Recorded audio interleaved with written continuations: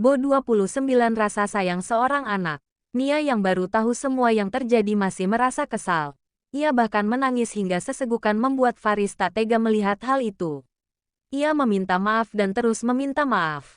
Kenapa kamu harus minta maaf, Mas? Aku menangis bukan karena kamu salah. Tapi aku bahagia mendapat suami sepertimu. Ucap Nia membuat Faris menjadi lega. Tentu saja. Sayang. Aku akan menjaga cinta kita. Kebahagiaan rumah tangga kita. Aku tak akan membiarkan siapapun mengganggu keutuhan rumah tangga kita, termasuk mereka. Aku sudah memberikan pelajaran kepada mereka dan semoga saja mereka tak mengulangi hal itu lagi dan semoga saja ke depannya tak akan ada yang berani mengganggu keluarga kita. Ucap Faris membuat Nia pun mengangguk. Tapi, Mas, aku mohon jangan lagi berurusan dengan mereka.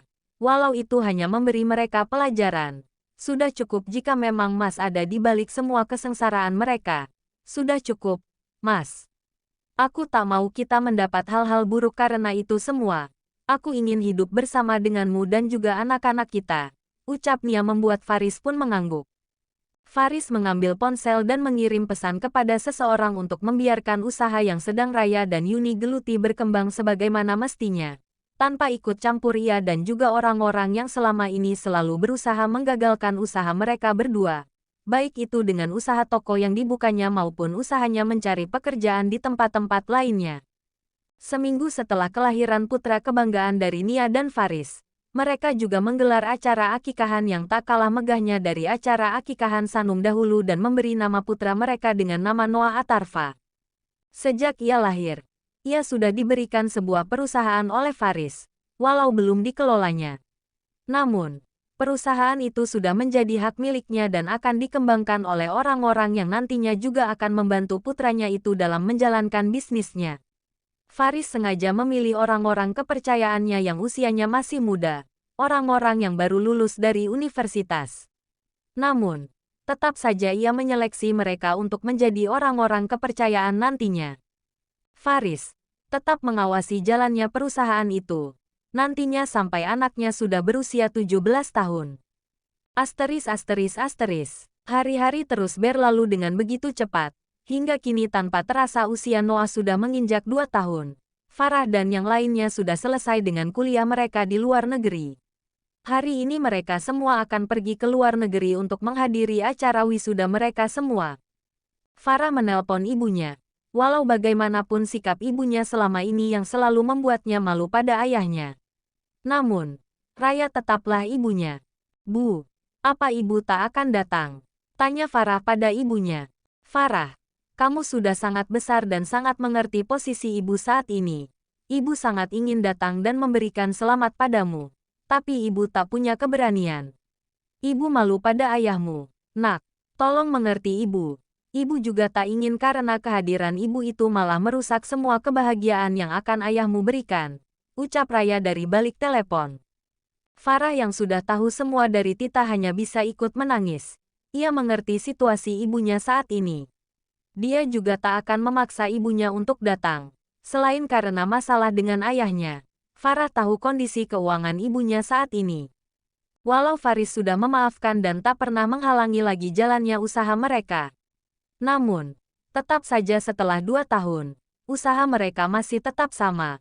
Mereka masih kesulitan walau bahkan sudah menjual semua harta milik mereka untuk terus mengembangkan toko mereka itu, termasuk menjual mobil. Sekarang hanya rumah tempat yang mereka tinggali yang belum mereka jual. Bahkan mereka sudah berencana untuk menjual itu dan tinggal di toko. Namun, mereka masih mencoba bertahan untuk menjalankan toko mereka lebih gencar lagi. Mempromosikan di sosial media, memberikan diskon-diskon dan belajar ilmu bisnis agar mereka bisa lebih paham dan mengelola usaha mereka. Acara wisuda pun digelar. Semua merasa bahagia. Mereka mendapatkan nilai-nilai yang terbaik, termasuk Farah dan semua berencana akan langsung bekerja di perusahaan Faris. Faris sudah memberikan posisi-posisi yang sesuai dengan jurusan yang mereka ambil. Karena memang sebelum kuliah mereka semua berkonsultasi pada Faris. Jurusan apa yang harus mereka ambil. Mereka semua ditempatkan di perusahaan Noah dan akan membantu Noah untuk membesarkan perusahaan itu dan menjadi orang-orang kepercayaan Noah sampai Noah besar nanti. Di saat semua tengah bersenang-senang berfoto ria bersama dengan keluarga mereka, Farah terlihat bersedih walau ia sudah berfoto bersama Faris, Nia, Tita dan juga kedua anak ayahnya, Sanum dan Noah. Tetap saja ia merasa kurang saat tak bersama dengan ibunya. Tita, apa ibu benar-benar tak datang hari ini? Tanya Farah yang masih berharap ibunya bisa datang untuk memberikan selamat secara langsung padanya. Maaf, Kak, kata ibu ia tak bisa datang. Ucap Tita kemudian Tita mengeluarkan sebuah kado dari tasnya, memberikan kepada kakaknya. Ini Kak, kado ini dari ibu sebagai permintaan maaf. Ibu karena ibu tak bisa datang, ucapnya. Farah pun mengambil kotak kado tersebut dan membukanya. Setetes air mata jatuh di sudut matanya. Itu hanyalah sebuah kalung emas berukuran kecil yang sederhana. Di dalam kotak itu juga terdapat sebuah surat ucapan selamat dari ibunya dan meminta maaf karena hanya bisa memberikan kado itu untuknya. Di mana kado itu hanya mungkin seharga uang jajan dari Farah selama sebulan. Farah mengambil kado tersebut dan meminta Tita untuk memakaikannya. Kemudian ia pun berfoto bersama Tita dan mengirim foto itu pada ibunya dan mengatakan jika ia sangat suka dengan kadonya dan tak masalah jika ibunya tak datang. Ia akan pulang dan tinggal bersama dengan ibunya. Setelah acara wisudanya sudah selesai, mereka pun menikmati kebersamaan mereka sebelum pulang. 2 hari di negara itu. Setelah semua urusannya selesai, mereka pun pulang. Malam hari. Farah menemui ayahnya di ruang kerjanya. Begitupun dengan Tita. Keduanya masuk dan duduk di depan ayahnya. Ada apa? Tanya Faris setelah kedua bersaudara itu duduk di depannya yang terhalang meja besar, di mana Faris selama ini bekerja di sana saat berada di rumah. Ruangan itu merupakan ruangan kebanggaan dari seorang Faris dan tak sembarang orang bisa masuk ke sana tanpa izinnya. Ayah. Farah mau terima kasih kepada ayah atas semua yang ayah lakukan pada Farah. Ucap Farah memulai dan Tita pun mengatakan hal yang sama. Tita juga sudah lulus sekolah dan akan melanjutkan kuliahnya di negara mereka saja. Iya sama-sama, Nak. Tapi jangan pernah berterima kasih lagi hanya karena itu kepada ayah. Kamu masih menganggap ayah ini sebagai ayah kalian kan? Tanya Faris dan membuat keduanya pun mengangguk. Keduanya kembali terdiam. Mereka ragu untuk mengatakan apa maksud kedatangan mereka ke sana. Namun, Faris bisa membaca ekspresi dari anak-anaknya itu. Ia mengerti jika mereka juga menyayangi ibu mereka. Apa kalian ingin tinggal bersama dengan ibu kalian? Tanya Faris membuat keduanya yang tadinya menunduk langsung melihat ke arah Faris dan mengangguk samar. Jika ayah tak keberatan, ucap Farah membuat Faris tersenyum dan mengangguk.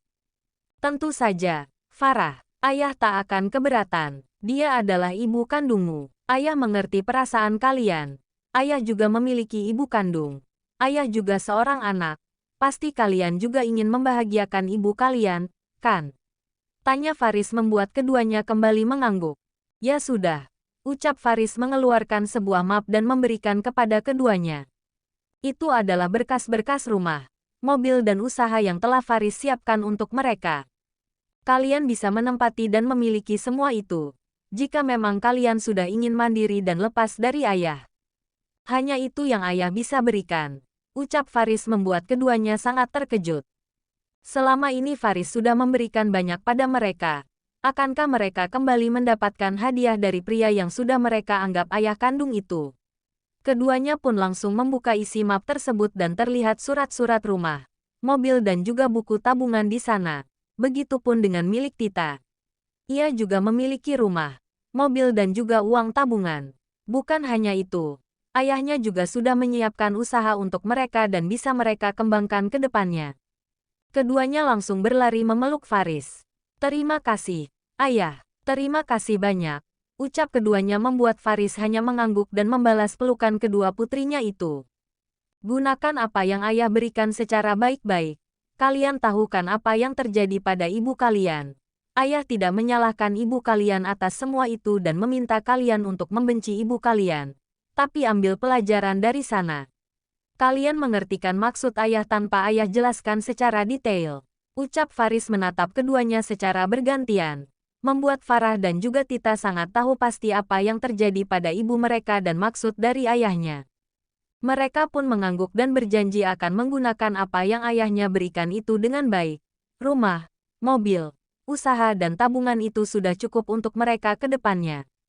Ayah, doakan kami ya, agar bisa bahagia seperti ayah dan mama Nia. Memiliki keluarga yang bahagia. Ucap Farah membuat Faris pun mengaminkan keinginan putrinya. Setelahnya, mereka berdua pun pamit pada ayah yang sangat mereka kagumi itu. Mereka kembali masing-masing ke kamar mereka.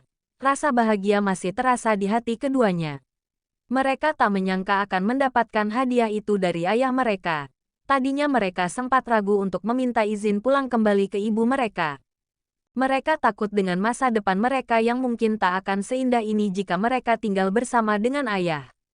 Namun, walau bagaimanapun Faris bukanlah ayah kandung mereka. Mereka juga tahu diri dan tak ingin membuat Faris terbebani dengan mereka. Terlebih lagi mereka juga kasihan membiarkan ibu mereka seorang diri, bekerja keras dan hidup sengsara. Sedangkan mereka hidup enak bersama dengan Faris. Keesokan harinya kedua bersaudara itu pun pamit kepada seluruh keluarga besar Faris dan mereka semua mengerti akan apa yang keduanya inginkan. Farah, Tita, ayo sini duduk dekat kakek. Ucap kakek memanggil keduanya. Membuat Tita dan Farah pun duduk di kedua sisi kakeknya. Dengar, sampai kapanpun kalian adalah cucu-cucu kakek. Walau kalian sudah memilih untuk keluar dari rumah ini dan kembali ke ibu kalian, kalian tetaplah bagian dari kami. Jadi jika kalian butuh bantuan jangan sungkan untuk meminta bantuan kepada kami. Dan jangan pernah ragu untuk datang jika memang kalian ingin kembali. Satu hal lagi, jangan lupakan silaturahmi. Kalian tetaplah sering-sering datang ke sini mengunjungi kami, terutama kakek. Kalian tetaplah cucu kakek. Ucap kakek membuat Farah dan Tita pun mengangguk dan memeluk kakeknya. Sang kakek juga membalas pelukan keduanya. Rasa kasih sayang kakek kepada keduanya sama seperti kasih sayang kepada cucu-cucu yang lainnya. Farah dan Tita mendatangi toko ibunya menggunakan mobil yang diberikan oleh Faris untuk mereka. Mereka tak mengabarkan kepada ibunya jika ia akan datang. Mereka sengaja melakukannya. Mereka ingin memberikan surprise kepada ibunya. Farah dan Tita berniat akan langsung tinggal di tempat ibunya. Sampai saat ini ibunya masih tinggal di toko bersama dengan Yuni. Rumah Yuni sudah dijual. Begitupun dengan mobil ibunya untuk menambah modal usaha toko mereka. Semua barang mereka telah mereka bawa. Selamat siang. Silakan masuk. Ucap Raya yang langsung menghampiri seseorang yang baru saja masuk ke dalam tokonya. Namun, senyumnya langsung menghilang saat melihat siapa yang datang. Farah, Tita. Ucapnya yang langsung memeluk kedua anaknya. Begitupun dengan Tita dan Farah. Mereka langsung memeluk ibunya. Iya, Bu, ini kami. Kami datang untuk ibu. Ucap Farah membuat Raya pun melerai pelukan mereka. Ia menatap Farah dengan sangat intens. Sudah sangat lama ia tak melihat putrinya itu. Berbeda dengan Tita yang sering datang berkunjung ke toko tersebut. Maaf ya, Nak, ibu tak bisa datang di acara pentingmu. Ucap Raya sangat menyesal dia tak bisa melihat anaknya mencapai impiannya. Iya. Nggak apa-apa, Bu. Farah mengerti kondisi ibu. Mulai sekarang Farah akan bantu ibu. Izinkan Farah berbakti pada ibu. Ucap Farah membuat Raya pun mengangguk dan memeluk putrinya. Maaf karena telah membuatmu dan Tita jauh dari ibu. Maaf jika selama ini kalian kecewa pada ibu. Ucap Raya kembali memeluk kedua putrinya. Yuni pun menghampiri mereka. Farah dan Tita langsung menyapa Yuni. Tante. Apa boleh kami tinggal bersama dengan kalian? Tanya Farah membuat Yuni pun mengangguk. Tentu saja. Ini juga adalah milik ibu kalian. Ucapnya. Kalian mau tunggal bersama ibu? Tanik Raya. Iya, Bu. Ayah sudah punya Mama Nia yang akan bersamanya. Ibu biar kamu yang menjaga ibu. Mendengar itu Farah sangat senang. Kemudian mereka pun tinggal di toko itu. Kini sudah seminggu mereka bersama sambil menunggu Faris membereskan semua pemindahan dan juga rumah yang telah diberikan pada mereka. Farah dan Tita tak memberitahu masalah pemberian Faris pada mereka. Ia ingin menjaga perasaan ibunya dan juga akan memberitahu jika semua itu saat sudah benar-benar menjadi miliknya. Saat mereka sudah akan pindah di rumah yang diberikan oleh Faris dan mulai mengelola usaha yang mereka dapatkan. Setiap hari Farah dan Tita pun keluar dari toko itu untuk mencari pekerjaan. Tita memutuskan untuk bekerja sambil kuliah, sedangkan Farah ingin langsung fokus pada usahanya. Tadinya ibu mereka berpikir jika mereka akan mencari pekerjaan di perusahaan orang lain. Ia tak pernah menyangka jika Tita dan Farah mulai belajar bisnis yang diberikan oleh ayahnya. Faris sengaja memberikan masing-masing dari mereka asisten pribadi yang sudah sangat berkompeten dalam pekerjaan itu. Selain untuk membantu mereka, asisten tersebut juga untuk mengajari mereka cara mengelola bisnis tersebut. Keduanya langsung bisa menyesuaikan diri dengan apa yang diberikan oleh ayahnya. Mereka juga sudah mulai menyiapkan rumah tempat mereka tinggal yang kebetulan rumah yang diberikan Faris untuk Farah dekat dengan toko ibunya, membuat mereka memutuskan akan menggunakan rumah itu sebagai rumah inti. Sedangkan, rumah milik Tita hanya digunakan sebagai tempat beristirahat, karena rumah Tita lebih dekat dari tempat keduanya bekerja.